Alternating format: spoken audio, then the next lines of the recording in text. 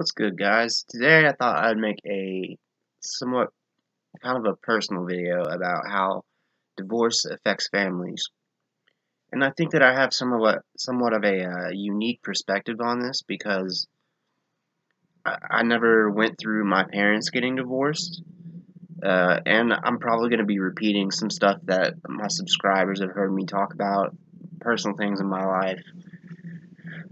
So I'm going to go ahead and get it out of the way that you might hear something that I've disclosed about myself previously. But I think in order to give context to the ideas that I'm going to be presenting in this video, it may be necessary for me to repeat some of those things. So yeah, uh, my mom had me when she was 19 years old, fresh out of high school. Um, Very young. She had me when she was very young, and my father was not ready to get married. He was also 19 at the time, and just got out of a very. He grew up with a lot of turmoil in his house. He had three brothers, and they were very violent. There was a lot of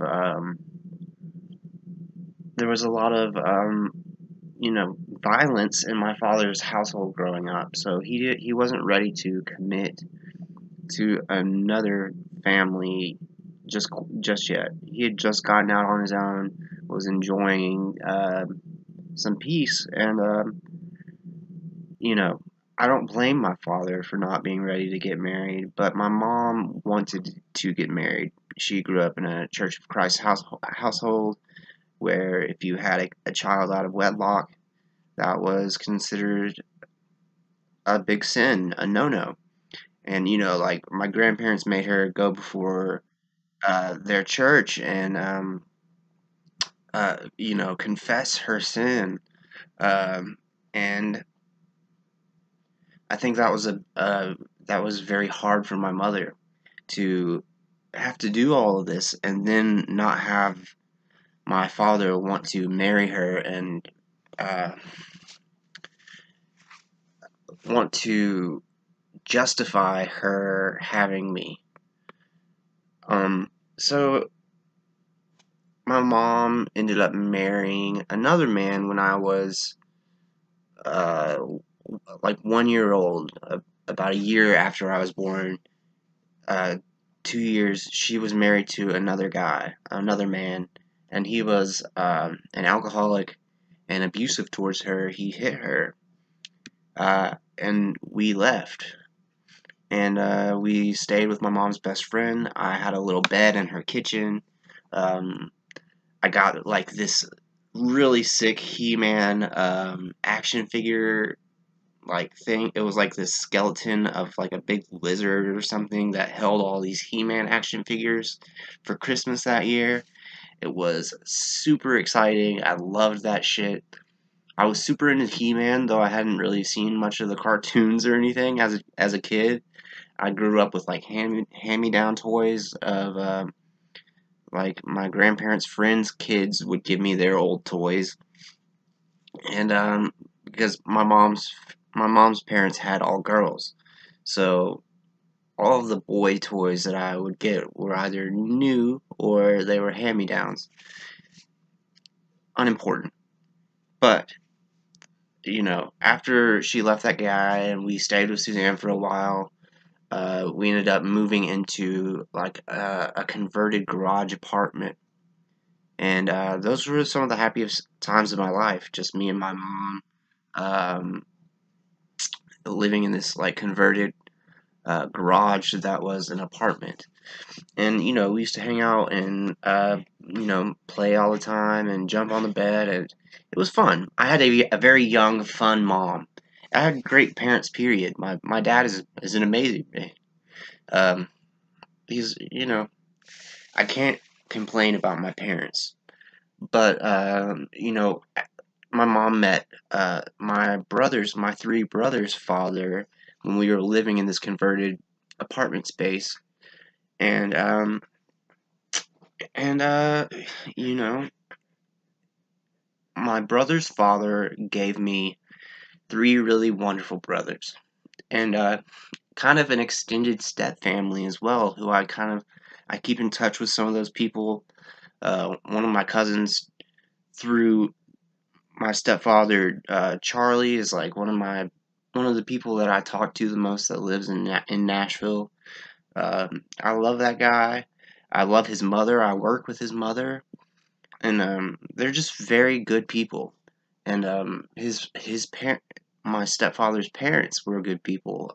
His dad is an extremely respectable man, an entrepreneur, and a very smart man that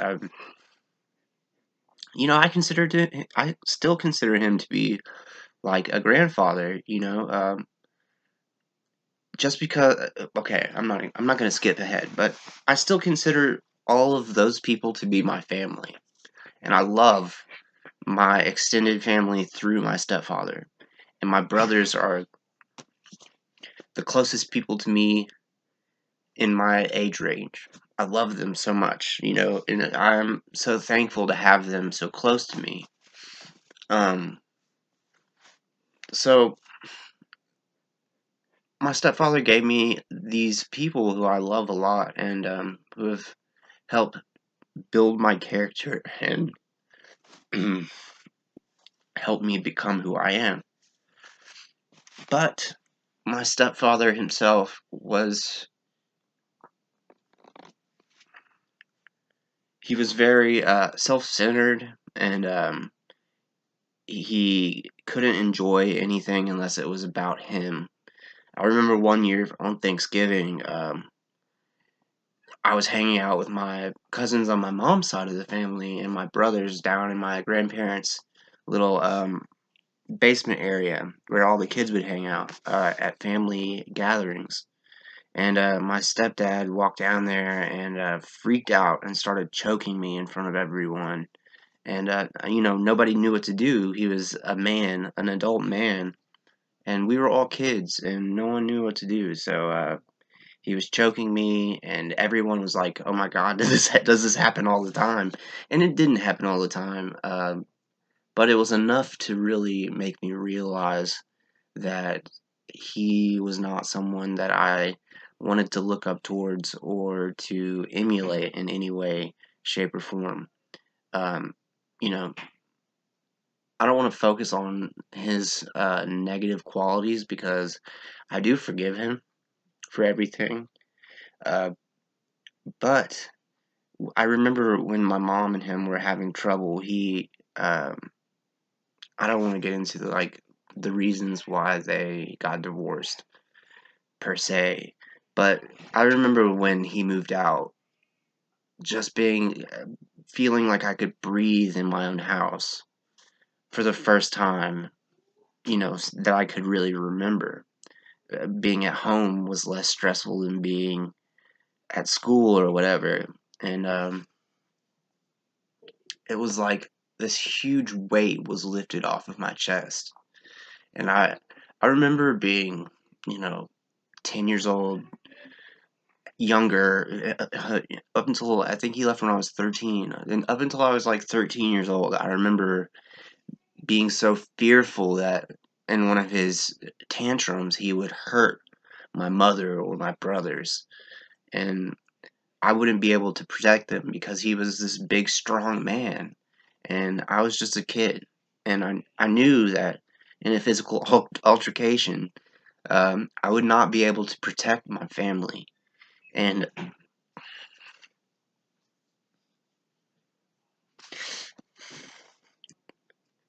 it was just really hard.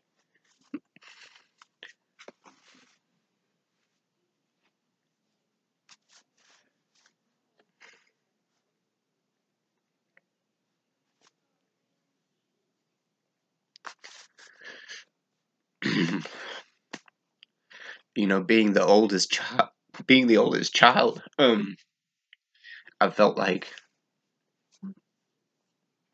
I always had to, you know, I had to present myself as being someone that I would want my brothers to emulate because I knew that I didn't want my brothers to end up like their father. And So, it was really tough growing up with him. And, the divorce, honestly, it was hard for my brothers. I remember they didn't really understand that it was a necessary thing at that point in time that they did get divorced. And I remember he tried to turn them against my mother, but it was just so blatant to even a very young child that my mother was uh, making a responsible choice for her children and her family to leave him, that, nothing really worked. But, the reason I wanted to make this video is there are people on my stepfather's side of the family who blame my mother for his actions and for his childish mentality. And I think it's really sad because my mom is a wonderful person. I've been, I'm very lucky to have the parents that I have. And I just think it's unfair that she's blamed for their family members' irresponsibility and childish mentality. And, you know,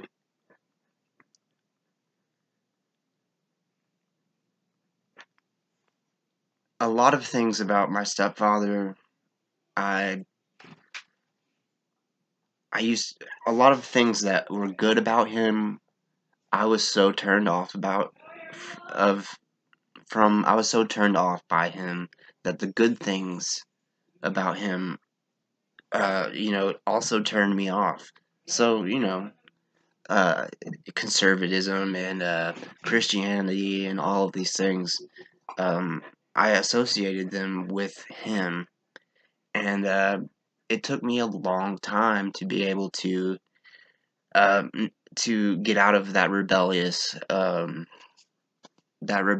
way, and it probably did slow down my development as a human being. And I'm not blaming him; it's not his fault. But I'm saying that the divorce, it was necessary; it needed to happen for me to be able to breathe at home, and it was good for my brothers as well. I remember one time I went out with my dad on I used to go out with my biological father on Sundays every Sunday, and we would hang out and drive around and listen to John Prine and talk and just bond, my father and I. And I came home one time, and we heard screaming from outside, and it was my youngest brother. And my two older brothers had him cornered in a bathroom, and they were urinating on him.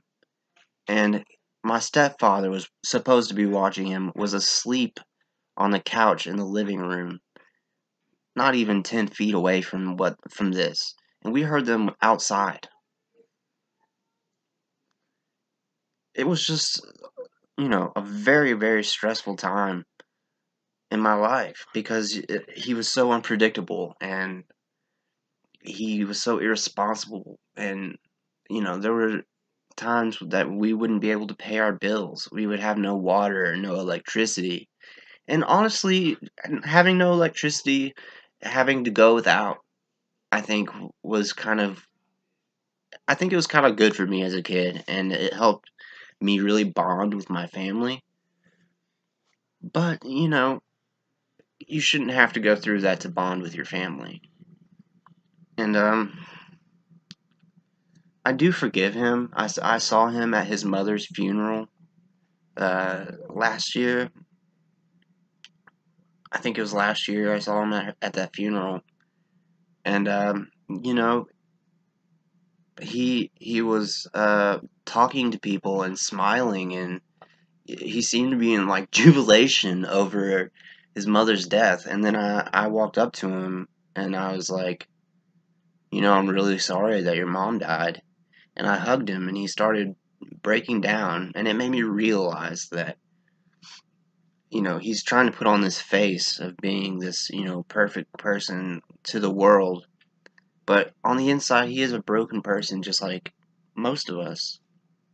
And it made it a lot easier for me to be able to let go of a lot and to forgive him. And I hope the best for him. I hope that he is able to get out of some of his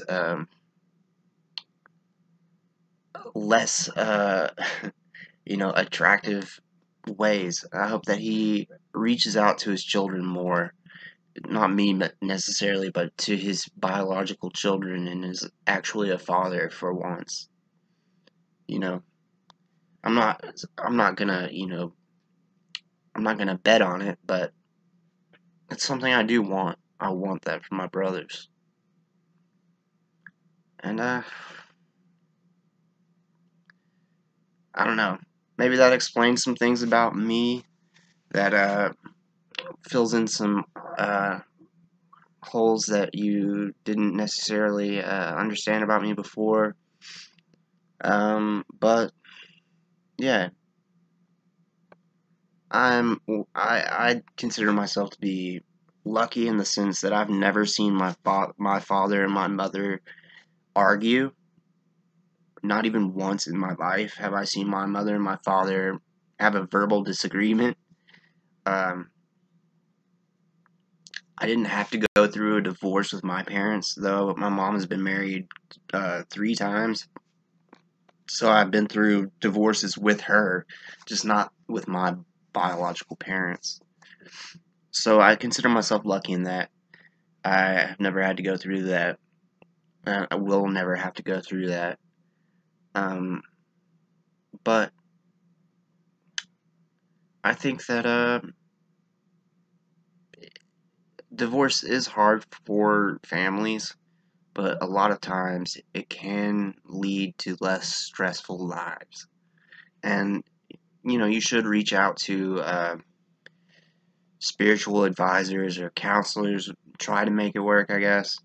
But if someone's not willing to change and they're just going to, continuously hurt you, don't stay in that situation. Get out and find people who will support you and who will just, you know, not be rat bastards. um, but yeah, I don't know. Love you guys. I hope this made sense. Peace.